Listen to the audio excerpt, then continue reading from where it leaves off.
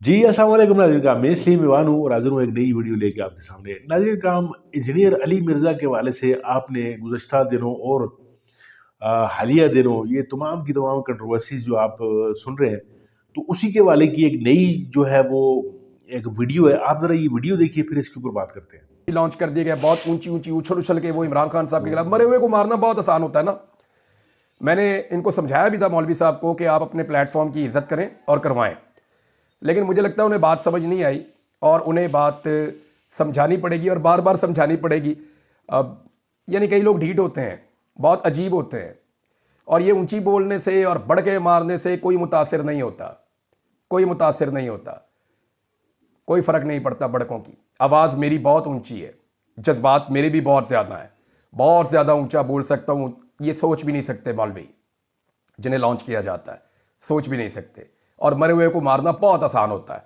तो करके देख लो, मैं देखूंगा 2-4 दिन में, जब टाइम होगा तो जवाब दूंगा कि जनाब अली जो चीज़ें आपने कही हैं उनकी हकीकत क्या है। इंजीनियर साहब के लिए एक चीज़ छोड़ जाता हूँ। इंजीनियर साहब, आपके आसपास बहुत सारी किताबें पड़ी हुई हैं, इनमें कुरान पाक भी है, इसमें अहादीस की कुतब भी हैं। आप किसी एक किताब पे हाथ रख के बताएं कि आपने मुझे फ़ोन करके इमरान खान साहब जब वज़ीर आज़म थे उनसे मिलने के लिए ख्वाहिश का जो इजहार किया था वो किन अल्फाज में किया था। आप तो कहते हैं ना कि आप इमरान खान से मुतनफ़र हुए 2014 में, जब वो एस्टेब्लिशमेंट के साथ मिल गए और उन्होंने जाके धरना दे दिया। आप सिर्फ ये बता दें कि जब 2018 में वो वज़ीर आज़म पाकिस्तान बने तो 2020 के आसपास, 21 के आसपास आप इमरान खान साहब से मिलने के लिए बहुत बेताब थे और आपने बड़ी कोशिश की इमरान खान साहब से मुलाकात करने के लिए, और आपने कई लोगों से राब्ते भी करवाए। फिर आपने मेरे से राब्ता किया। मेरा जवाब मैं आपको बता दूंगा मैंने आपको क्या दिया था, और आप इमरान खान साहब से क्यों मिलना चाहते थे और उसके लिए आप किस किस्म की लेसियां लगा रहे थे और आप क्या बात ऐसी कर रहे थे। देखिए, मुझे एग्जैक्टली पता है कि आपको बुग़्ज़ क्या है इमरान खान पे। मुझे एग्जैक्टली पता है कि आपको इमरान खान पे गुस्सा क्या है, मैं जानता हूं। मैं आपकी इज्जत रखना चाह रहा हूं, आपको पंगे लेने का शौक है।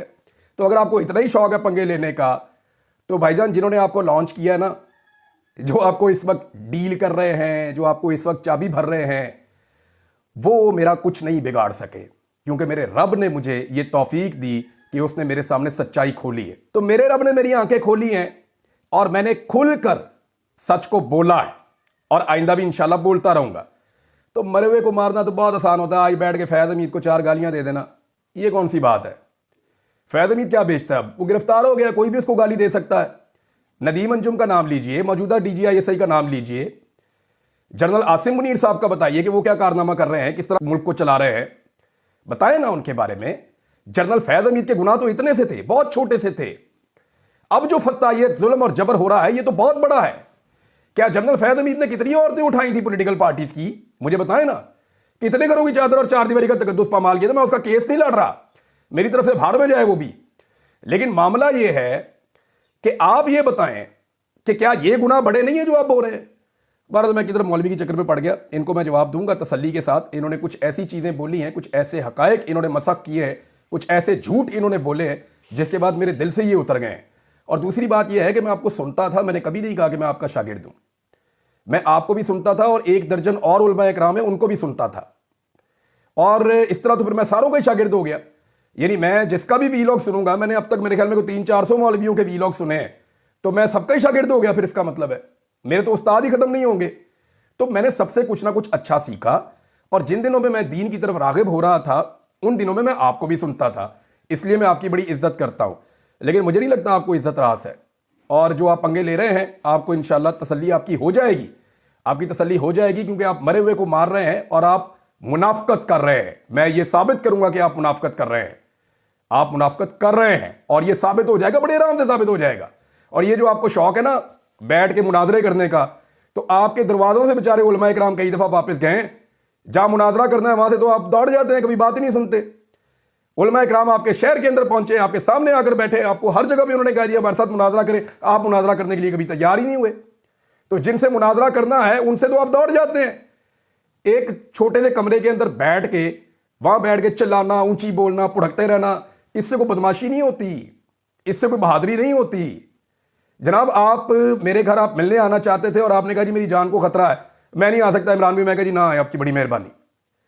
मुझे रियासत से खतरा था, आपको तो एक आधे जत्थे से खतरा था, मैंने तो तालिबान भुगते हैं। बड़े बड़े खतरे भुगते हैं, कई दफ़ा मरते मरते बचा हूं। तो आप क्या बेचते हैं जनाब? कभी उल्टा लटक के आपको 10 15 20 डंडे पड़े हो ना लकड़ी के, तो आपको पता चल जाए कि आपका इनकलाब निकलता कहां से है। मैं वो सारा कुछ भुगत के आया हूं और फिर अपनी वही बात कर रहा हूं जो बात मैं करता था और वो करता रहूंगा। तो आपने मुझे माफ नहीं करना मेरे गुनाहों पे, मेरे रब ने मुझे माफ करना है मेरे गुनाहों पे। जो आपका अंदाज है ना बोलने का, जो बदतमीजी का आपका तरीकाकार है, आप ना मजबूर करेंगे कौम आपको उसी तरह मुखातिब करना शुरू कर दे। अपनी इज्जत करें दूसरों की और अपनी इज्जत करवाएं आप, यही आपके लिए बेहतर होगा। अब तक के लिए इतना ही, अपना ख्याल रखिएगा नाज़रीन, अपने इस चैनल का भी अल्लाह हाफ़िज़। जी नाज़रीन साहब, वीडियो आपने मुलाज़ा फरमाई। वीडियो में जिस तरीके से आपने देखा कि इमरान रियाज खान के हवाले से अली मिर्ज़ा जो है वो आजकल जो है बहुत ज़्यादा सरगर्म है, और फिर इमरान खान के हवाले से भी उसने गलीज़ ज़ुबान इस्तेमाल की। पीटीआई के लोगों को उसने हर तरह के जो है वो तान व तशनी, और फिर वो मंसूर अली खान की तरह लौंडे लपाड़े का लफ्ज़ इस्तेमाल करना, और फिर एक आलिम दीन जो है वो इस तरह मिंबर रसूल पे बैठकर फिर वो अल्फाज जो है इस्तेमाल करता है कि बढ़ गया तो, और फिर मैं तुम दूंगा और फलाना।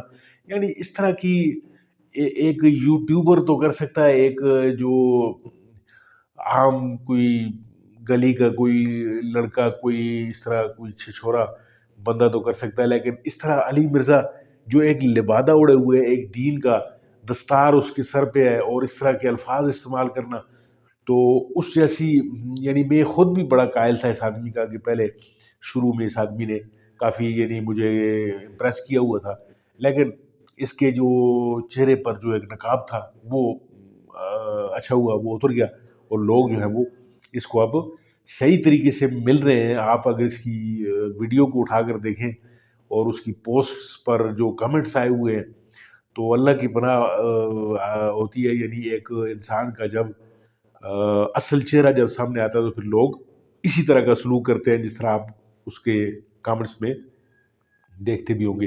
तो देखते हैं नाज़रीन काम कि ये सिलसिला कहाँ जाके रुकता है। आपका बहुत बहुत शुक्रिया वीडियो देखने के लिए।